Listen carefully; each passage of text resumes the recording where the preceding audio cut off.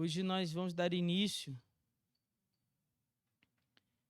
Nós estamos fazendo uma série de reflexões à luz, do Evangelho de João. E hoje nós entramos no capítulo 10.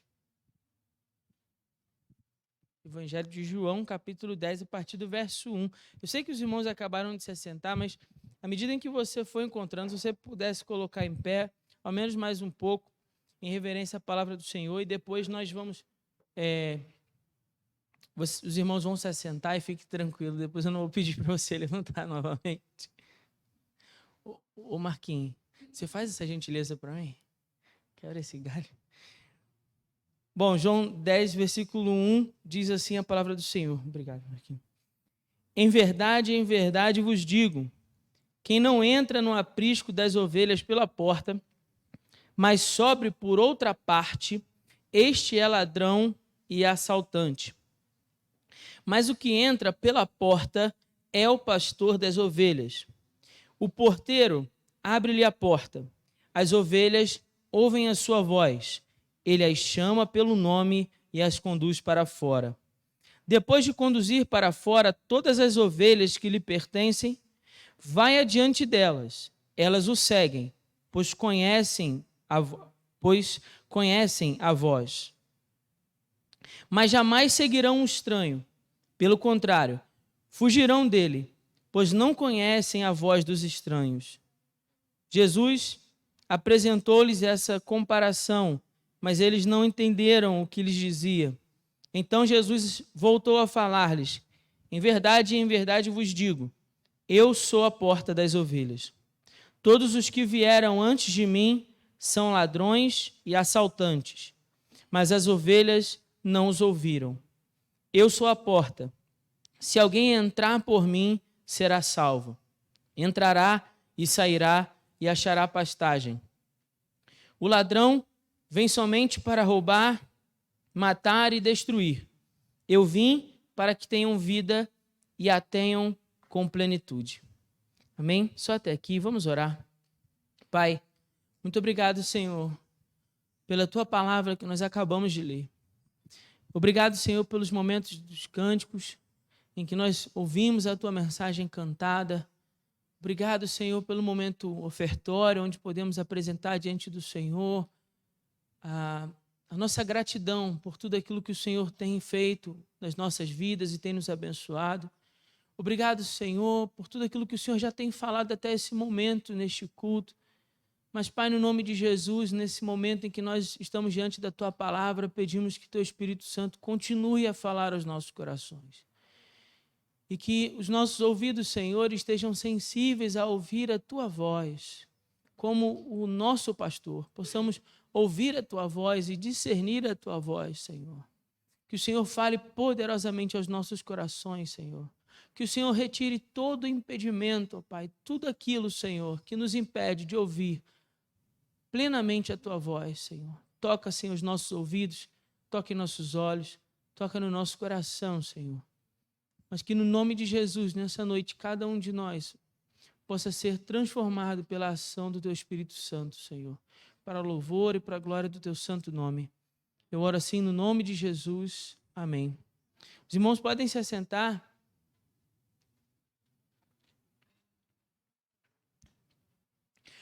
Bom, o capítulo 10 do Evangelho de João possui três declarações muito importantes, ditas pelo próprio Jesus. Jesus diz três coisas que a gente vai meditar nos próximos domingos. A primeira delas é: eu sou a porta. Nessa sessão que nós lemos, do verso 1 até o verso 10, Jesus enfatiza essa ideia de que ele é a porta do aprisco. Eu vou explicar mais disso depois. Depois, do verso 11 até o verso 21, ele vai falar sobre ser o bom pastor. Ele diz: eu sou o bom pastor.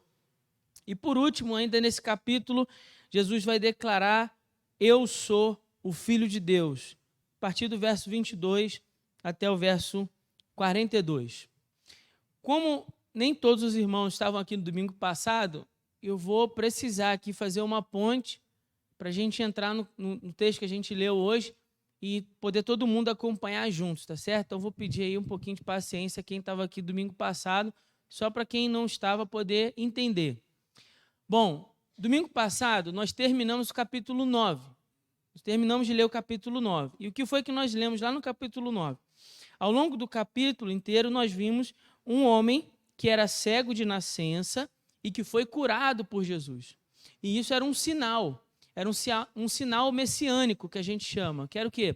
Os profetas anunciavam e diziam que quando o Messias, o Salvador, chegasse, ele seria capaz, por exemplo, de realizar curas de enfermidades de nascença.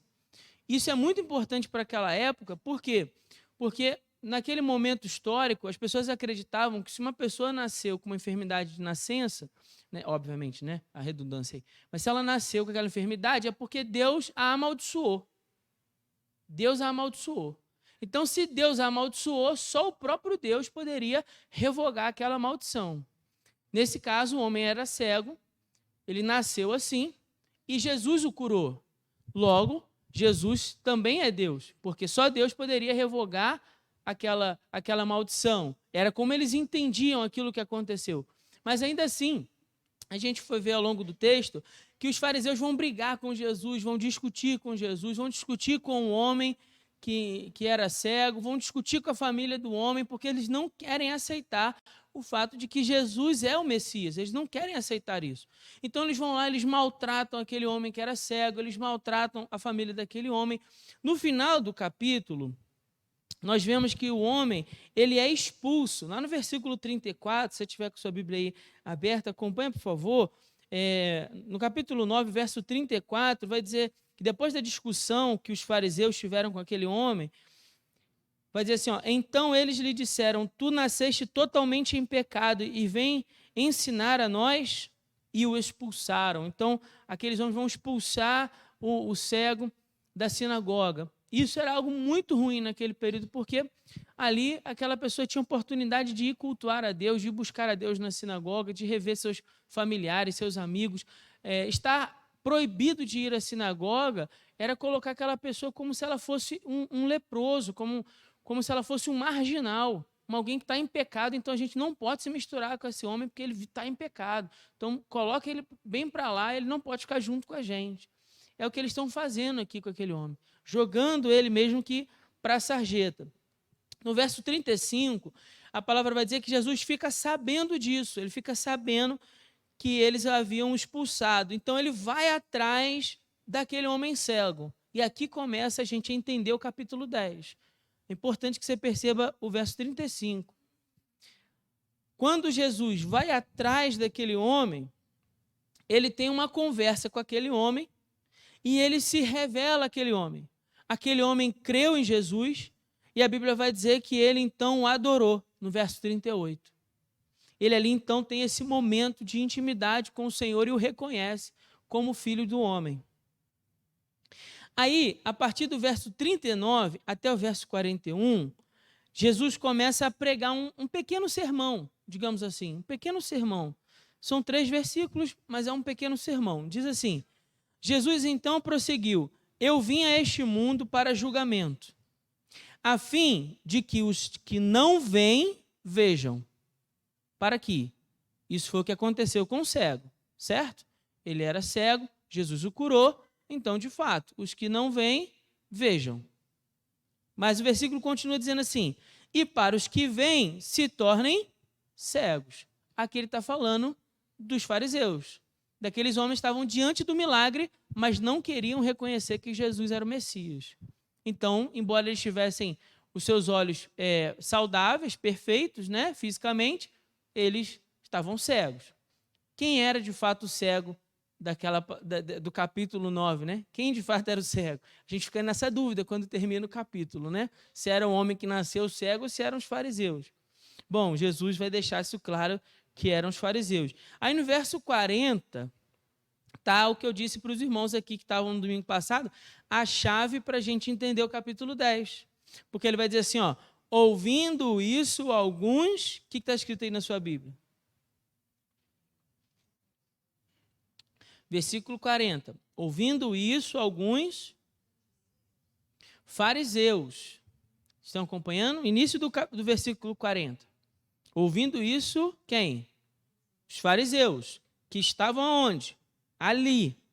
Perguntaram-lhe: será que nós também somos cegos? Eles estão perguntando acerca do sermão que Jesus acabou de pregar. Os fariseus estão ouvindo. Guarde isso. Essa informação ajuda a gente a entender a passagem que a gente acabou de ler e a gente vai refletir sobre ela hoje. Essa informação, o fato de que os fariseus estavam ali e ouvindo Jesus falar. Então, Jesus está falando, imagina lá, Jesus está aqui, o cego e os fariseus estão próximos, vendo essa relação. Eles ouvem Jesus falar e perguntam. Então, Jesus começa a responder no versículo 41. Se fosseis cegos, não tereis pecado.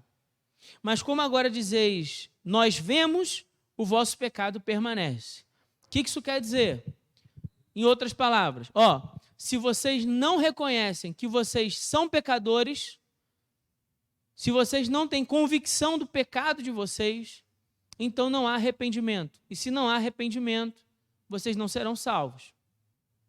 Eu expliquei isso aqui no domingo passado, mas só para retomar o raciocínio. Então, quando Jesus fala, olha, se vocês fossem cegos mesmo fisicamente, se vocês não pudessem ver, vocês teriam uma desculpa. Vocês teriam uma desculpa. Mas agora vocês não têm desculpa nenhuma. Porque vocês conseguem ver. Só que vocês relutam em aceitar o que vocês estão vendo.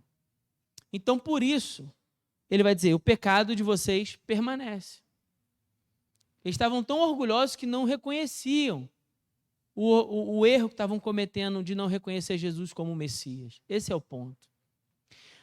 A partir desse momento é que começa o texto que a gente leu. Então, nesse contexto, é que a gente vai ver, por exemplo, o verso 10, eu fiz uma brincadeira aqui com os irmãos para provocar a reflexão, né? Sobre quem é o ladrão, quem é que veio para matar, roubar e destruir. Calma que eu vou chegar lá, mas esse não é o ponto mais importante do texto. O que eu quero que os irmãos prestem bem atenção hoje aqui é que o ponto mais importante do texto é o que nós começamos a ler é um segundo sermão, que se inicia porque o primeiro não foi dado a devida importância. Como Jesus pregou para eles ali, num espaço pequeno de tempo, mas Jesus transmitiu uma mensagem e eles não aceitaram, então Jesus muda a abordagem e começa a falar novamente. É isso que a gente vai ler.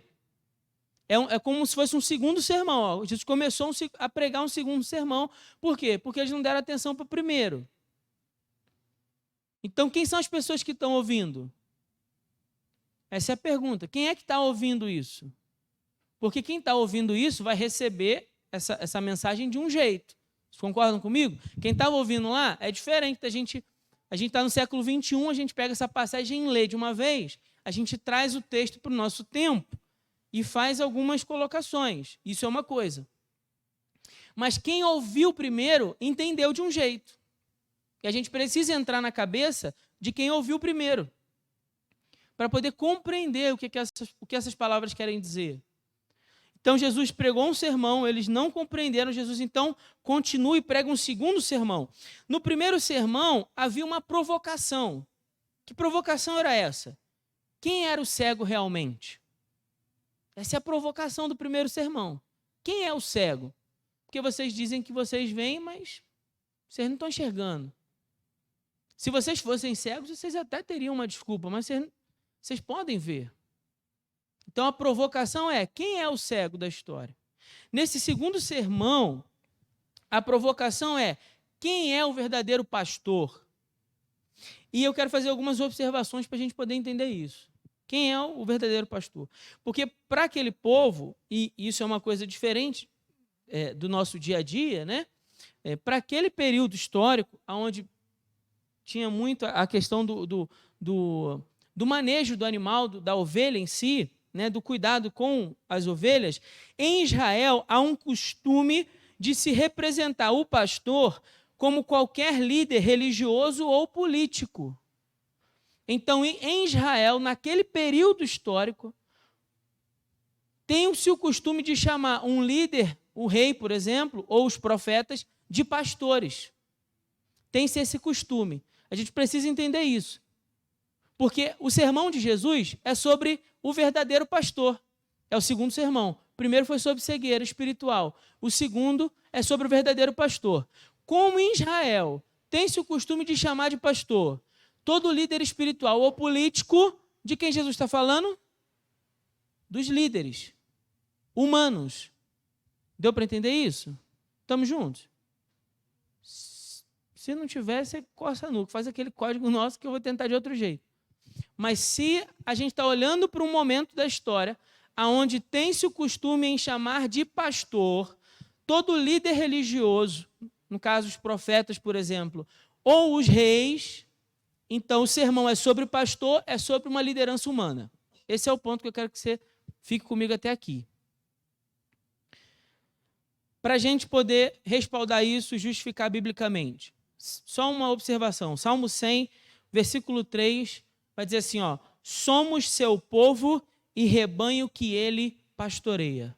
No caso, falando de Deus como o supremo pastor de Israel. Então, aqui há um entendimento de que Israel é um grande rebanho de Deus. Israel é um grande rebanho de Deus. O povo de Israel são as ovelhas que Deus separou para pastorear, para cuidar. Certo? São as ovelhas que Deus separou. Uma terceira observação. O seu segundo sermão, nesse caso sobre o verdadeiro pastor, né? Sobre o bom pastor, começa com uma ilustração que é muito conhecida daquelas pessoas, que é sobre o aprisco. O aprisco. Nesse caso, o aprisco descrito por Jesus, eu não vou entrar na questão técnica do texto, né? Tinha um aprisco que era de inverno, um aprisco de verão. Ignora a questão do inverno, vamos direto para o verão, que é o aprisco que Jesus ilustra.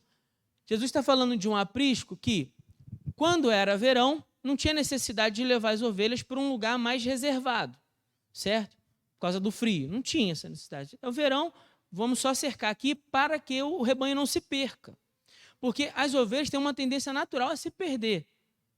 Então, para que o rebanho não se perca de noite, os pastores faziam o quê? Cercavam com pedras ou pedaços de pau, galhos de madeira, o que encontrasse. Faziam um grande cercado, certo? Para deixar as ovelhas ali. É isso que chama de aprisco. Então, no verão, ele reunia, né? Colocava as ovelhas ali à noite. Às vezes, tinha até mais de um rebanho no mesmo aprisco. Olha que interessante, só uma informação aqui, a título, né, de conhecimento. Por exemplo, os pastores que estavam pelaquela região se juntavam, faziam um aprisco maior, grandão, juntavam os rebanhos ali, beleza, juntou todo mundo, de noite, né, vão dormir ali, e aí quando fosse de manhã, o pastor chegava diante do rebanho, e olha que interessante, irmãos, quando o pastor daquele rebanho se apresentava, as ovelhas então o reconheciam. E o animal entendia que era o seu pastor que estava ali. Então ele chamava e as ovelhas vinham todas com ele. E as outras que eram dos outros rebanhos, pastor? Não, elas não iam, não obedeciam. O animal identificava exatamente quem era o pastor que estava chamando, se era deles ou não. E aqui a gente vou mostrar isso um pouco mais no texto, mas só para a gente poder entender. Nesse caso, tinha duas opções. Se fosse um único rebanho, às vezes o próprio pastor, né, tendo menos recurso financeiro para contratar alguém, ele mesmo deitava e se fazia de porta. Então ele juntava ali os paus e as pedras, botava as ovelhas ali de noite e deitava na porta. E ele se tornava a porta das ovelhas. Por isso a declaração de Jesus ela é tão importante para nós nesse texto. Quando ele diz assim, ó, eu sou a porta. Eu sou a porta. Fala assim, ó, em verdade vos digo, quem não entra no aprisco das ovelhas pela porta, mas sobe por outra parte é ladrão e assaltante. Mas o que entra pela porta é o pastor das ovelhas. E lá no final, no versículo 9, ele vai dizer, eu sou a porta, se alguém entrar por mim, será salvo. Então, imaginando que eles tivessem recurso para pagar um funcionário. Quando a gente lê mercenário aqui, você precisa entender que é um assalariado. Tá certo? Só que esse conceito de assalariado é um conceito moderno, Naquela época não tinha isso, então é o mercenário, é aquele que vai trabalhar por dinheiro. Ele não tem um vínculo afetivo com os animais, ele está ali para receber a sua recompensa financeira. E é justo que ele assim trabalhe, precisa sobreviver também. Então, nesse caso, se fosse um contratado que tivesse à porta, o pastor chegaria à porta e o porteiro abriria para ele passar, porque, afinal de contas, ele é o pastor das ovelhas. Então, ele poderia ter acesso ao rebanho, chamaria o rebanho viria para fora e obedeceria. Se ele não tivesse esse acesso, essa autoridade, então ele tentaria pular por fora para roubar as ovelhas. Então, essa figura do aprisco, desse cercado feito de pedras aqui, é uma ilustração conhecida daquele povo. Quando Jesus usa essas palavras, eles entendem, compreendem o que Jesus está falando.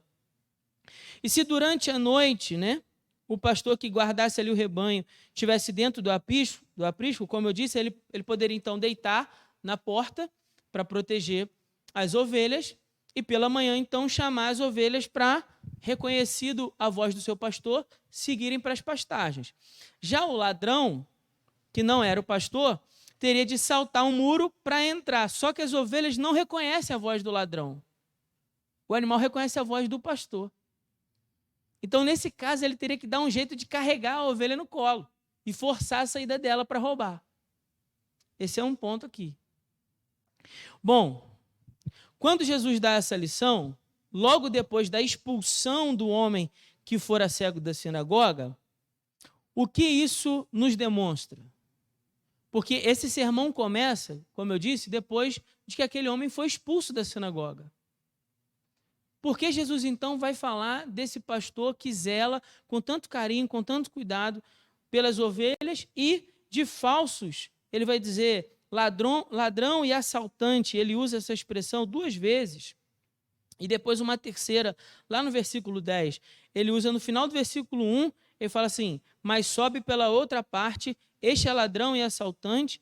Depois, novamente, no verso 8, ele vai dizer, todos os que vieram antes de mim são ladrões e assaltantes. E no versículo 10 ele vai dizer também novamente, o ladrão vem somente para roubar, matar e destruir. E em contraste a isso ele diz, mas eu vim para que vocês tenham vida e tenham abundância. Qual é o ponto aqui? Existe aqueles que são falsos pastores e existe aquele que é o verdadeiro pastor.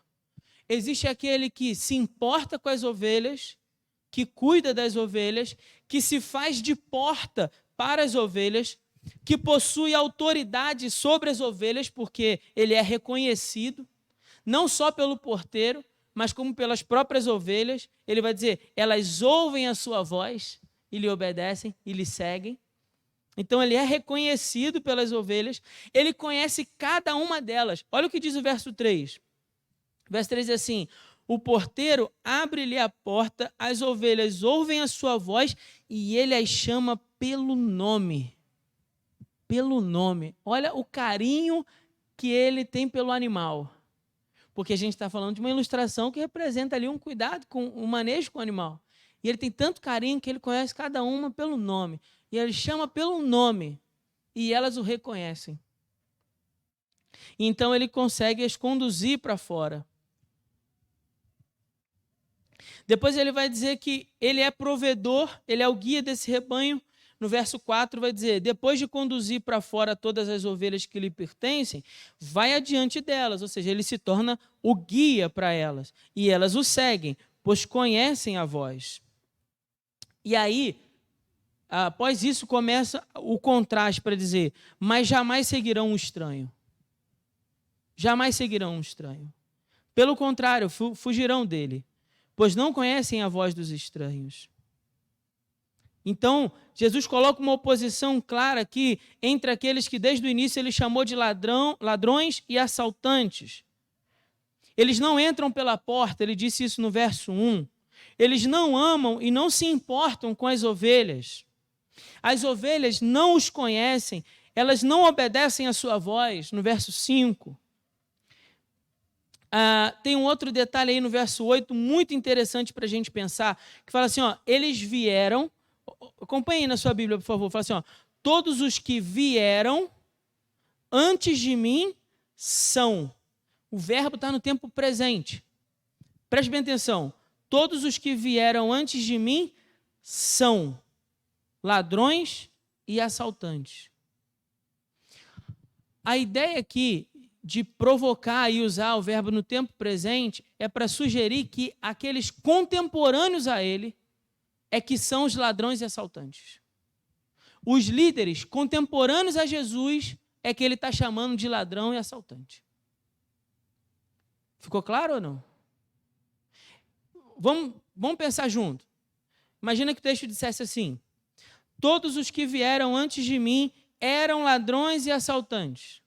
Daria uma ideia de pessoas que se colocaram em Israel como líder muito antes da sua vinda, certo? Mas quando ele fala assim, aqueles que vieram antes, se posicionaram antes, mas a ideia do são, no tempo presente, mas são meus contemporâneos. Eles se colocaram antes em Israel, são meus contemporâneos, mas são ladrões e assaltantes. Porque eles não se preocupam com as ovelhas, eles não amam as ovelhas não obedecem, eles não estão preocupados com as ovelhas. Na verdade, ele vai dizer, eles só vieram para matar, roubar e destruir. Mas eu vou chegar lá, calma. Mas fica claro que Jesus está falando isso daqueles líderes do seu tempo, dos líderes religiosos do seu tempo. Então, não, a resposta é não. Jesus não estava falando isso do diabo. Mas eu vou sustentar isso melhor hoje à noite. Assim, Jesus deu essa lição logo depois da expulsão do homem que fora cego, o que demonstra esse contraste entre os falsos pastores, nesse caso, os líderes religiosos, que não se importaram realmente com aquele homem, não foi isso? Se eles expulsaram o homem da sinagoga, sinal que eles não queriam saber daquele homem, estavam nem aí, em outras palavras, né? Não tinham amor e carinho pelo aquele homem. Pensa só, o homem foi cego a vida inteira e agora eles estão testemunhando um milagre maravilhoso de Jesus de curar um homem que foi cego a vida inteira. E mesmo assim eles querem expulsar o homem da sinagoga. Não tem amor nenhum por aquele homem. Mas em contraste a isso, a esses que não se importaram, maltrataram e rejeitaram aquele homem, Jesus é o bom pastor, que deixa as 99 e vai atrás do um que se perdeu. Então ele vai atrás daquele homem, ele o ama, ele o cura e ele o leva para o seu aprisco. Espera aí, não te quiseram não? Te abandonaram, te rejeitaram, te maltrataram, te expulsaram? Mas espera aí, tem lugar para você no meu aprisco.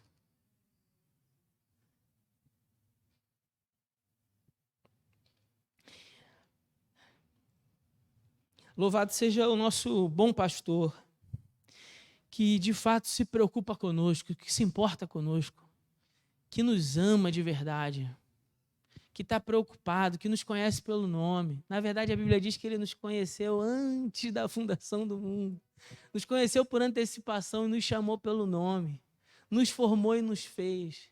Disse, você é meu, você é minha. Então, nesse tempo, ele tem ido atrás de nós. Agora, aqueles homens não, aqueles homens de fato eram ladrões e assaltantes. É por isso que o verso 10, ele nos choca tanto. Mas o que Jesus disse a respeito deles é verdadeiro. Quando ele fala, o ladrão vem somente para roubar, para matar e para destruir. Aqueles homens vieram para roubar. Eu não vou, se bem que nós temos até tempo. Eu achei que já estava mais tarde, mas a gente tem um pouco mais de tempo. Então vamos a Lucas. Lucas capítulo 16, que aí a gente lê alguns desses textos.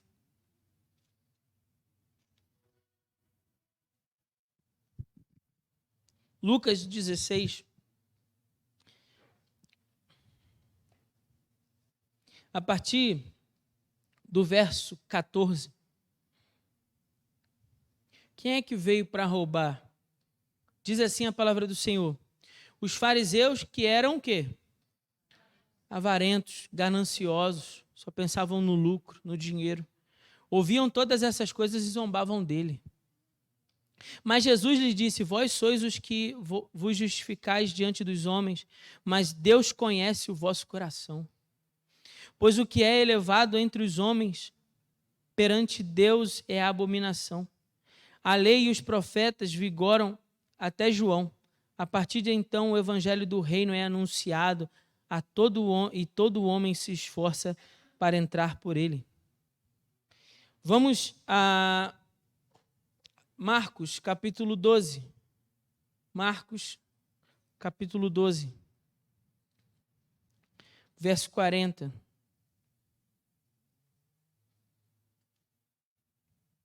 Aliás, a partir do verso 38, do 38 ao 40. Marcos 12, a partir do 38, diz assim: E Jesus continuava a ensinar, dizendo: Cuidado com os escribas, que gostam de andar com roupas compridas, de serem cumprimentados em público, gostam dos primeiros assentos nas sinagogas e dos primeiros lugares nos banquetes. Eles devoram as casas das viúvas. Vou repetir. Eles devoram as casas das viúvas. E para disfarçar, fazem longas orações. Eles receberão condenação muito maior. Jesus estava dizendo que aqueles líderes religiosos do seu tempo estavam se aproveitando dos necessitados. Até das viúvas aqueles homens se aproveitavam. Bom, Mateus, capítulo 21. Aqueles mesmos homens fizeram vista grossa, digamos assim, para o que acontecia em Mateus, capítulo 21, a partir do verso 13, aonde no templo deveria ser um espaço para que os gentios conhecessem o Deus verdadeiro. Havia um espaço no templo para que, então, eles pudessem aprender sobre o Deus verdadeiro, mas os líderes religiosos daquele tempo, visando o lucro, permitiram que naquele espaço se fizesse todo tipo de comércio. E aí Jesus diz assim, a palavra diz assim: Jesus entrou no templo e expulsou todos os que ali vendiam e compravam, e revirou as mesas dos cambistas e as cadeiras dos que vendiam pombas, e disse-lhe: está escrito, a minha casa será chamada casa de oração, vós, porém, fazeis dela um antro de assaltantes. E no templo aproximaram-se dele cegos e mancos, e ele os curou. Mais uma vez aqui, ficou claro para nós, só alguns exemplos ao longo do ministério de Jesus, o quanto a sua liderança e o seu pastoreio sobre as pessoas é totalmente diferente dos líderes religiosos daquela época. Então, irmãos, quando nós chegamos no versículo 10 do Evangelho de João, deve ficar claro para nós que Jesus está falando de um contraste claro e óbvio para nós de que quem de fato se importa com as pessoas, quem de fato as conduz à salvação. E ele é o próprio pastor de Israel. Ele é o verdadeiro pastor. E o ladrão vem somente para roubar, matar e destruir. E o ladrão são os falsos líderes religiosos daquele tempo. E se você me perguntar aí, pastor, cadê o diabo então nessa história? O diabo aparece no verso 12. Quando diz assim: eu sou o bom pastor. O bom pastor dá a vida pelas ovelhas. Mas o empregado que não é pastor e a quem as ovelhas não pertencem, quando vê o lobo se aproximar, abandona as ovelhas e foge. E o lobo as ataca e as dispersa. Aqui aparece Satanás. Por que eles fogem? Porque eles estão ali apenas visando o lucro. Porque o objetivo deles é o ganho. Eles não têm apreço pelas ovelhas. Em contraste com o bom pastor que dá a sua própria vida pelas ovelhas, aqueles homens vão embora e permitem que as ovelhas sejam presas pelo lobo.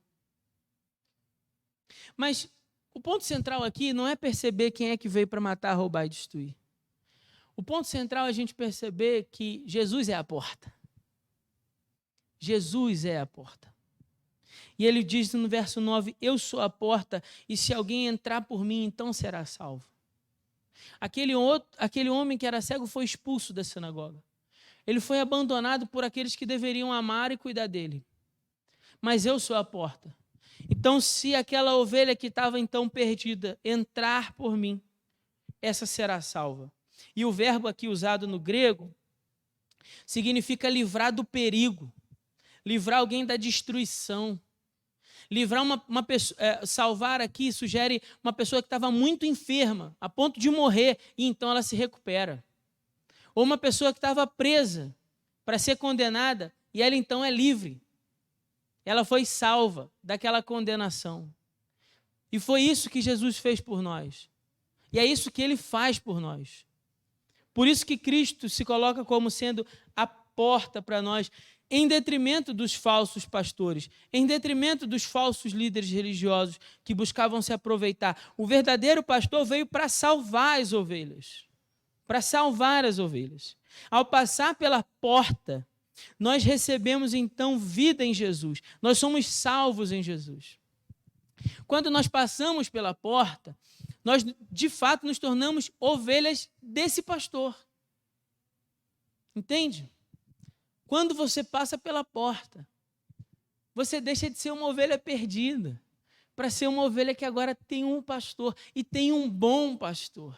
E tem um pastor que ama você, que conhece você, que te chama pelo teu nome, que cuida de você, que te protege diante dos perigos e do lobo. Um pastor que tem a disposição de dar a própria vida por você.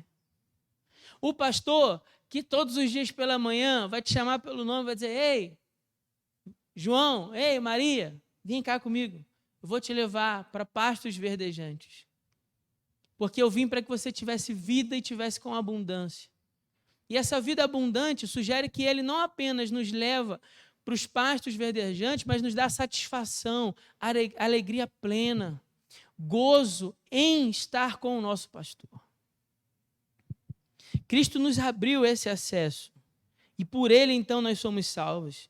Nós entramos no rebanho de Jesus e encontramos pastagens. Desfrutamos de uma vida abundante de satisfação e alegria de viver com Jesus. Isso é, se você já entrou pela porta. Mas se você não entrou pela porta, ainda há oportunidade para você. E eu quero fazer uma outra observação, ainda sobre o verso 10, que embora seja difícil, é necessária. Quando nós vemos tanta ênfase de alguns, infelizmente, dizer que o ladrão aqui é o diabo e que ele veio para matar, roubar e destruir. Não estou querendo ser advogado do diabo, não. O diabo aqui é o lobo que vem para destruir mesmo. Mas muitas vezes não é apenas ignorância à luz da palavra, não. É mau caratismo mesmo. Por tentar esconder o óbvio da congregação. Por tentar esconder o óbvio da comunidade que ele faz parte. E por que isso, pastor? Bom, porque a partir do momento que você começa a enxergar que muitas vezes o falso líder religioso é aquele que realmente rouba. Rouba. E a gente está vendo isso por aí.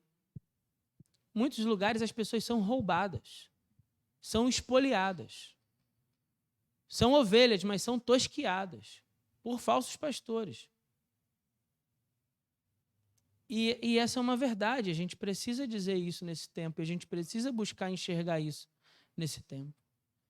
Em que falsos líderes, que se dizem pastores, que se dizem guias espirituais do rebanho que é do Senhor e não é nosso, é o rebanho do Senhor, tentam de tudo para tirar o que é do povo. Há um mau caratismo extremo. Há uma super espiritualização de tudo para te convencer. É diferente de quando a gente vem para cá e diz para você ser generoso e contribuir com a obra. Muitas vezes você chega na igreja e seu coração já está duro, porque lá fora você já viu uma porção de gente que é ladrão e assaltante. É claro que isso não justifica, porque a gente sabe muito bem que quando o recurso da obra é administrado com zelo e responsabilidade, ele sustenta a obra, ele sustenta os missionários no campo, ele faz com que a igreja alcance mais pessoas, com que o trabalho possa ser alcançado, porque os irmãos sabem bem, não precisa dizer, é óbvio que tudo isso tem um custo. É óbvio que tudo isso tem um custo. E é óbvio que todos nós juntos, inclusive eu também, contribuo para que esses custos sejam compensados. É claro disso. Mas eu estou falando dos casos extremos que a gente tem visto por aí. De situações onde o pastor, entre aspas na palavra pastor aí, mas por manipulação ali emocional, psicológica, convence o cidadão a colocar diante do altar a escritura da casa, a chave, o documento do carro. Isso é um absurdo. Isso é roubo. Não é um pastor, é um ladrão. É um ladrão. É isso. É duro, não tenho prazer nenhum de falar isso aqui. Mas é verdade. Então nós estamos vivendo nesse tempo. Mas no tempo de Jesus também havia os ladrões e assaltantes. E aqueles que buscavam se apropriar até mesmo das viúvas.